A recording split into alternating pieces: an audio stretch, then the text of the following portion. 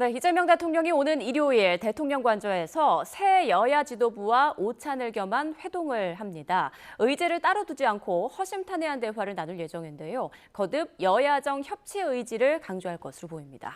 김민석 국무총리 후보자의 인사청문회가 당장 다음 주로 다가오면서 여야 신경전도 한층 거세졌는데요. 정치권 자세한 내용 이동우 해설위원 실장과 짚어보겠습니다. 안녕하십니까? 네, 안녕하십니까? 네, 먼저 모레 20일 일요일에 이재명 대통령이 이제 여야 원내대표들과 오찬을 하기로 했다고요? 네, 그렇습니다. 이번 주 일요일 날 22일 날 대통령 관저에서 새 여야 원내대표들과 오찬을 겸한 이제 회동을 하게 되는데요. 참석자는 이제 더불어민주당의 김병기 당대표, 권한대행 겸 원내대표, 그리고 국민의힘에서는 김용태 비대위원장과 송원석 원내대표가 참석을 하게 됩니다.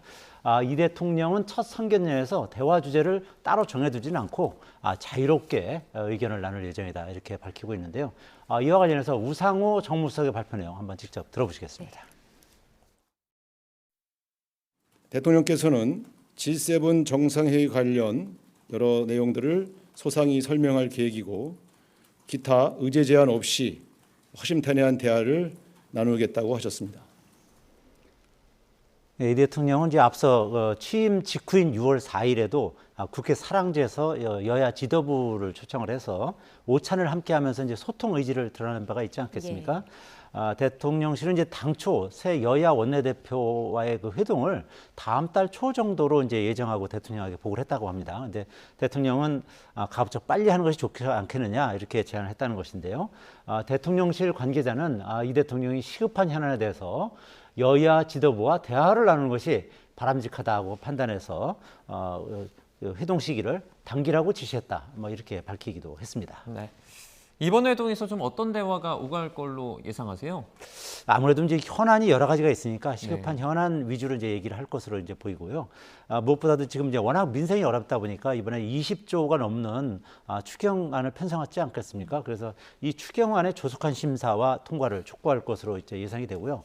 또 적격성 논란이 불거진 이제 김민석 총리 후보자 임명에 대한 여야의 초당적 협조를 요청할 것으로 관측이 됩니다.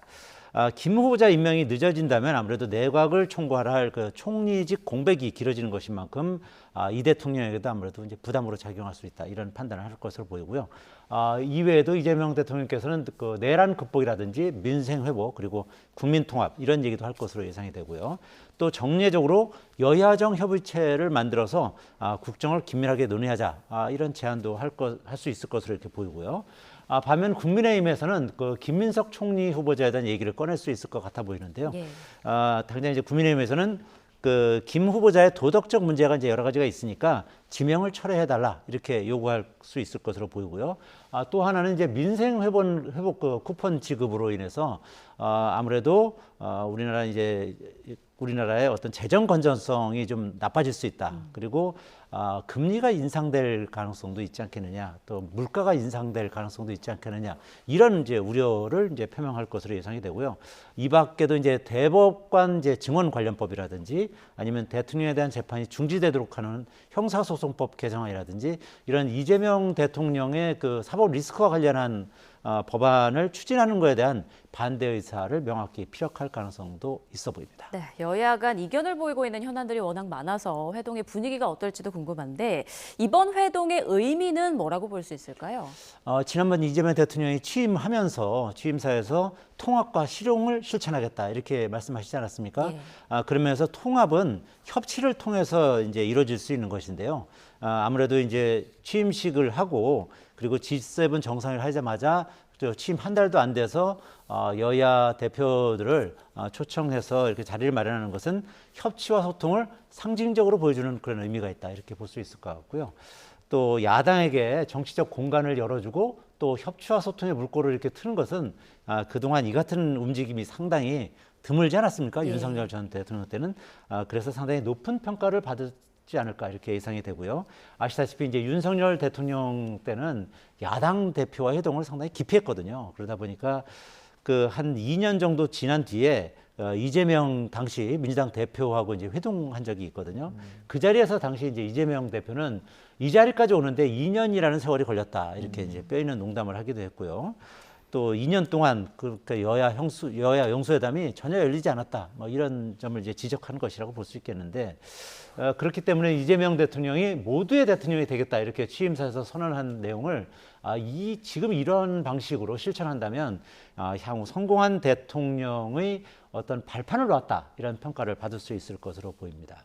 또 이재명 대통령의 최측근으로 통한 이제 정성호 의원이 있지 않습니까? 최근 한 방송 출연을 해서 민주당이 절대 다수당이지만 각종 정책이나 법안 등을 밀어붙인다면 민심은 금방 이반될 수도 있다 이런 경고를 하기도 했어요. 그만큼 양보와 타협, 협치를 강조한 것인데요. 이 대통령이 이처럼 이제 협치와 소통의 행보를 보이면서 야당을 인정하고 또 실현과 양보, 타협의 정치를 실천한다면 국정 지지율이 올라가면서 아무래도 각종 정책을 추진하는데 상당히 힘을 받을 수 있지 않을까 이렇게 예상이 됩니다. 네. 김민석 국무총리 후보자 인사청문회가 당장 다음 주에 열리게 되는데요. 여야에 어떻게 보면 좀 긴장, 신경전도 한층 거세지고 있죠. 네, 그렇죠. 네, 아시다시피 이제 다음 주 24일, 25일, 화요일, 수요일에 김민석 후보자 이제 청문회가 이틀 동안 열리는데 이제 이 신경전이 한층 가열되고 있어요. 국민의힘 같은 경우는 이제 당 차원의 대책회의를 열고서 결격 사유를 거듭 강조했는데요. 특히 석연치 않은 중국 칭화대 석사 취득 과정에 대해서 재차 의문을 제기하게 됐습니다. 국회에서 회의가 끝나자마자 중국에 넘어가서 학위를 마쳤다는 이제 김민석 후보자 해명이 당시 회의 기록상 불가능한 동선이다 이렇게 지적을 하게 되는데요. 한번 직접 들어보시겠습니다. 이재명 대통령처럼 기억의 오류라고 얼렁뚱땅 넘어갈 수 있다고 생각한다면 큰 오산입니다. 2010년 당시 출입국 기록을 즉각 국민 앞에 공개할 것을 촉구합니다. 이와 관련해서 이제 그래픽 화면을 보면서 이제 설명을 드릴 텐데요. 김민석 후보자가 자료를 제출했어요. 이걸 자료를 보시면 2009년 4월부터 2010년 6월 사이에 21차례 이제 중국을 다녀온 출입국 기록을 이제 공개를 한 건데요. 이와 관련해서 국민의힘은 이것은 정확한 기록이 아니라 임의 기록이라면서 법무부가 인증한 정확한 정식 기록을 제출해달라 이렇게 촉구하기도 했습니다. 국민의힘은 이외에도 정치자금 제공자와의 어떤 수상한 돈거래 그리고 수입보다 훨씬 많은 지출 그리고 불투명한 기부금 출처 그리고 고등학생 아들을 위한 입법 활동은 그냥 덮을 사안이 아니다 이렇게 꼬집기도 했는데요. 그러면서 후보 스스로든 또는 이재명 대통령이 나서든 거취를 결단해야 된다 이렇게 압박을 하게 되는데요. 김용태 비대위원장 얘기 한번 직접 들어보시겠습니다. 김민석 후보자는 이미 국민 검증에서 탈락했습니다. 이재명 대통령께 촉구합니다. 더 늦기 전에 철회하십시오. 네, 민주당은 이제 정부 출범 초기에 수세에 몰리는 일은 없어야 된다 이런 점을 이제 강조하면서 야당의 공세를 인신 공격으로 규정하고요, 방어막을 공고하게 치고 있는데요. 특히 김 후보자의 전 배우자까지 청문회에 나오라는 것은 흠집내기에 불과하다 하면서 정치적 반사 이익을 얻으려는 계산이다 이렇게 비난하는데요. 한번 진성준 더불어민주당 정책위 의장 얘기 들어보시겠습니다. 국민의힘이 새 정부 흠집내기로 국회의 시간을 허비하지 않기를 촉구합니다.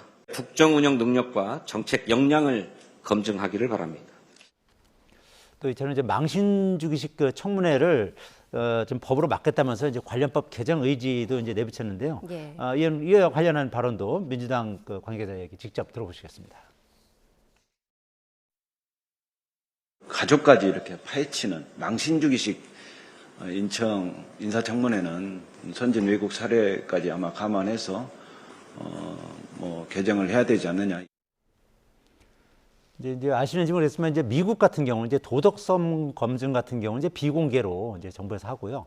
그리고 이제 정책 관련 검증을 이제 청문회를 통해서 하게 되는데 그런 방식으로 한번 법을 고쳐보자. 뭐 이런 취지의 발언이다 이렇게 볼 수 있겠습니다. 네, 이런 김 후보자 의혹들과 관련해서 일단 대통령실은 청문회에서 충분히 소명될 사항이다 이렇게 얘기를 하면서 사실상 교체가 없다는 입장을 시사했죠. 네, 그렇습니다. 대통령실의 입장은 여러 가지로 봤을 때 청문회에서 충분히 소명이 가능한 사안으로 본다 이런 얘기를 하고 있거든요.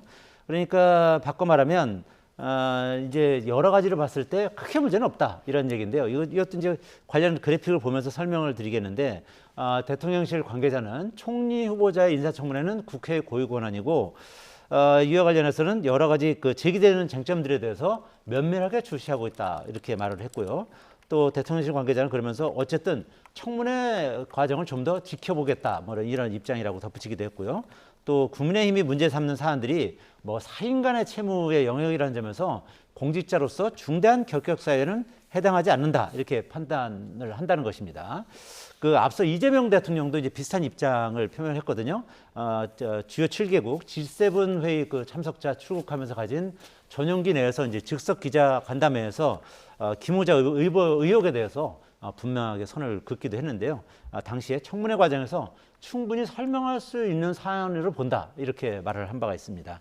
다시 말해서 현재 제기되는 의혹만으로는 총리 후보를 교체하는 일은 없다, 이런 입장이라는 것이죠. 다만 청문회 과정을 이제 지켜보겠다, 이런 입장이기 때문에 향후 추가로 어떤 치명적인 의혹이 제기되는지, 그리고 김 후보자가 합당한 의혹을 하는지, 여기에 따라서 최종적인 판단을 하지 않을까, 이렇게 예상이 됩니다. 네.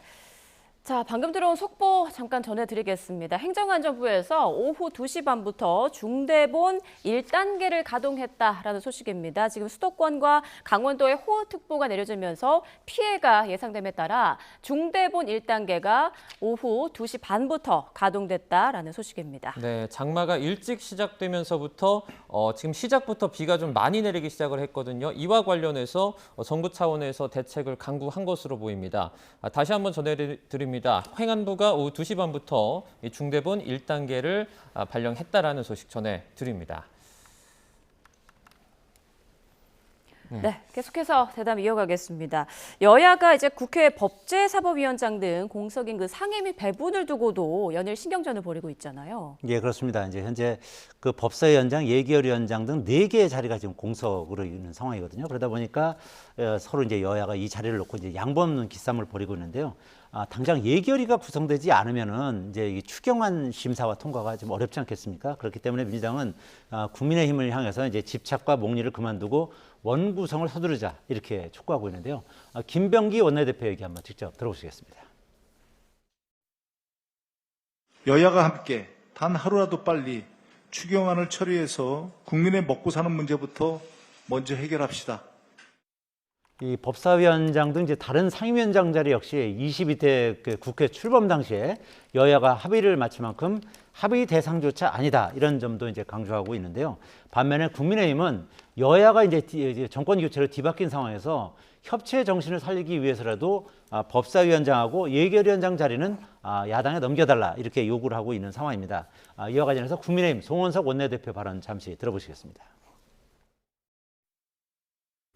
압도적인 다수 우위를 점하고 있는 더불어민주당에서 적극 협조해 주시기를 당부를 드립니다. 네, 민주당이 이제 법사위원장 자리를 양보할 경우에는 국민의힘이 현재 맡고 있는 외교통일위원회와 국방위, 정보위원장 자리를 넘겨줄 수도 있다, 이렇게 제안하기도 했는데요. 이 같은 제안에 여당은 당연히 완강하게 거부 입장을 밝히고 있는데요. 이에 따라서 이제 이틀 연속 그 여야 원내 수석 부대표들이 이제 회동을 했지만 관련 논의는 현재 평행선을 달리고 있는 상황이고요. 본회의 개최와 관련해서도 여당은 민생 회복을 위해서 일정을 서두르자, 이런 입장인 반면에 야당은 조금 더 논의가 필요하다, 이렇게 맞서고 있는 상황입니다. 이제 원구성에 합의하지 못한 여야는 다음 주 월요일인 23일 날 다시 만나서 이제 논의를 이어가겠다, 이런 방침인데요. 하지만 이견이 좁혀지지 않을 경우에는 본회의 일정을 잡는데 상당한 시간이 걸릴 수도 있다, 이런 관측도 나오고 있습니다. 네.